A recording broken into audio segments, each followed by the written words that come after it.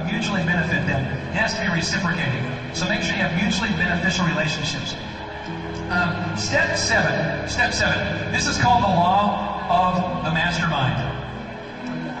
This is probably going to be the toughest step for most people in here, I think. Maybe just from my own experience. The law of the mastermind. Just to give you an example. We have Thomas Edison, Henry Ford, Carnegie, Wrigley. We're all friends. A lot of people don't know that. They were all friends. And they all reciprocated and mutually benefited each other. Ford used Carnegie steel, Edison lights. They all worked together, and they all had this mutually beneficial mastermind. The thing about the mastermind is you have to do it with your life. So if you can, write the word mastermind, and to the left, write in, and to the right of mastermind, write out. Now, don't make this list now because it might get you in trouble with the person next to you.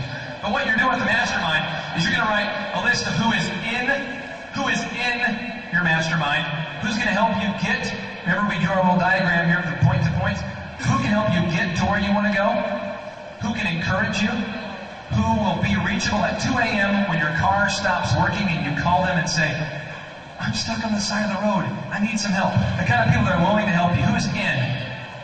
And then who is out? Who's negative? Who's pessimistic? Who's discouraging? Who is taking, never giving. This is where it becomes a problem.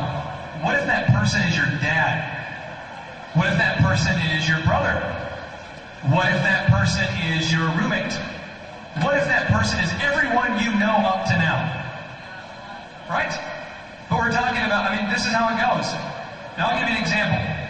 If anybody here has been on a sports team, like a cheerleading squad or a basketball team or something, your team, you always have one guy who doesn't want to participate in the drills. One guy who's negative. And does it not kill the morale of everyone because the one guy doesn't want to participate? It does. For anybody here who works in an office, visualize you have that one guy who doesn't want to be at work all the time. He never wants to be there. That is what happens when you're out of the mastermind. It can literally kill the energy. And Thomas Edison had this theory that when two like minds get together, there's an energy that forms. And there's like this, they call it brainstorming, but he called it this energy. But what happened is, I come up with an idea, you come up with a great idea, we're working, we're encouraging, next thing you know, we have this great booming business. The same thing can happen negatively. I've got a good idea, you've got a pessimistic idea, it kills my idea, kills my dreams, there it goes. And Albert Einstein said that mediocre minds have killed most good ideas. That's Albert Einstein saying that mediocre minds have killed most ideas. So you ladies out there, I know that the lady, I'm not trying to pick on you, but the lady, you can do the gift baskets for the people that move into a community. That's a great idea, but I'm sure you probably run into people that think it's not a good idea, or family members that think you're crazy, or you've gone off the deep end. Why are you dropping off gift baskets to new residents? But it's a great idea. It's an awesome idea, but the negativity will kill it. So what I'm encouraging you to do, not now, but hopefully today, is make a list of who's in your mastermind and who is out of your mastermind. And if they're out, quit talking to them. That's how you have to do it, because otherwise the negative waves are going to kill your dreams. And I know some of you live with people like this. It's going to be tough, but just work with them. If you're married to them, well, you can't really cut off communication, but you might want to build maybe a partial temporary wall and just kind of, hey, when you can be positive, start talking. But you want to make sure that you do not engage with people like this, because they will kill your visions, will kill your dreams. Be around positivity only, and I recommend, has anybody here seen the movie Rudy? You see the movie Rudy? Does it get you fired up? You want to find your daily Kool-Aid kit that gets you fired up. I do this every day. People in my office think I'm weird, but I have like epic music that I play. I get to work at, I actually work from 3 a.m. to 3 p.m. is my schedule. Because the hours of 3 to 9, I'm not interrupted, and it works out well. So 3 a.m. to 3 p.m. 3 a.m., pop in my epic music. Maybe some Joel Osteen if I'm feeling extra exciting. Put it in, positivity. Pretty soon I'm like levitating, hovering rocks, feeling good about life. Nothing is impossible. And I get on the phone and I make things happen. And bad things happen, gear gets stolen. Somebody files unemployment who we had to fire because he's not intelligent. And all sorts of things. And yet I'm not affected because I'm all into Kool-Aid positivities. I do not talk to negative people that are pessimistic. I cannot talk to you. I can't be around you. It makes me physically ill, which is why I do not go to the DMV. Moving along. Okay. Mastermind. With the mastermind, you want to build a literal mastermind, but part B is build a synthetic, a mental mastermind. If you can write this down, build a mental mastermind. And you're wondering, what is he talking about? A mental mastermind is the people that maybe we cannot connect with on a daily basis, but we wish that we could. You see what I'm saying? So I don't need to actually talk to Sam Walton, although it would be nice to know what he wants to do, because he wrote a book called Made in America, and we can all buy it for $4.99 at Sam's Club. All right? So my mastermind, you guys can maybe write down your own mastermind.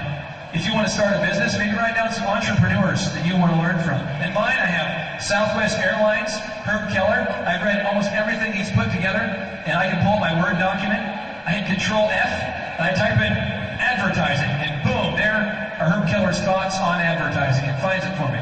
I've got Southwest Airlines, Quick Trip, Sam Walton, David Novak, the CEO of Yum Brands. They do Taco Bell and KFC. Jack Welch, John D. Rockefeller, Thomas Edison, Henry Ford, Napoleon Hill, P.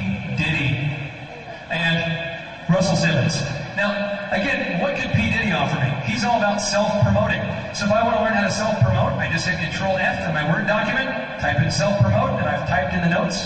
And I can find P. Diddy's thoughts on self-promotion. I never have to call him up. Okay? Not that he'd answer anyway. Moving along here. Step 8 is you have to have a dedication to learning. Now, notice I did not say a dedication to degrees, but a dedication to learning. Now, you might need a degree. For any of you who want to go into the medical field, it's probably best that you have a degree before you start operating experimentally on somebody. In Mexico, you can do it, though. Yeah. But you want to have a dedication to continue learning. And John F. Kennedy said, leadership and learning are indispensable to each other. Leadership and learning are indispensable to each other. And a lot of people go, what does that mean? I don't know if anybody here can relate, but if you have a boss, don't say it out loud, but if you have a boss you work for, and you feel that he is mentally inferior to you, how long can you work for that dude? How long can you listen to that Monday morning meeting when he's talking about random things that he knows nothing about, but he's just been there for 10 years? Now, leadership, if you're going to have true leadership and be able to command the attention of people, you have to be smarter than they are, or at least know if they are. If you have to be smart enough to know they are smarter than you, and get those kind of people around you. But you have to be dedicated to learning, otherwise your organization becomes stagnant. You must constantly be learning. This is a little quote I put together. It says, the moment that you stop learning is the moment that you stop leading. And I've always found the moment that I quit reading books in the office is the moment that people in the office quit getting excited about something because I'm not doing a new initiative or a new marketing plan or a new strategy. And again, Thomas Edison says, knowledge without application is meaningless. So keep remembering, if you're learning, it doesn't necessarily benefit you. Like I'm reading Bill Belichick's book right now on coaching, because I think Bill Belichick is hilarious. I think he's kind of a funny coaching Jedi in the NFL. So I've got a book on him. Some of it applies to the office, but it's mostly pleasure reading. But notice I'm not reading like the Hardy Boys series and then using it out of the office. You know, you gotta, Hardy Boys knowledge will not, Jedi fun facts and Star Wars trivia is not gonna help the office out too much. Okay, so knowledge without application is meaningless. Step 9 is stay focused on your definite chief aim. Stay focused on it. Make sure that you constantly know where it is. Know where the point start is, where the point is, and where the end is. Make sure you constantly have your dream board in front of you. I really encourage you, go to Hobby Lobby, put your poster board up there, see it every day, and do not become distracted. And kind of the analogy I put together, and I hope this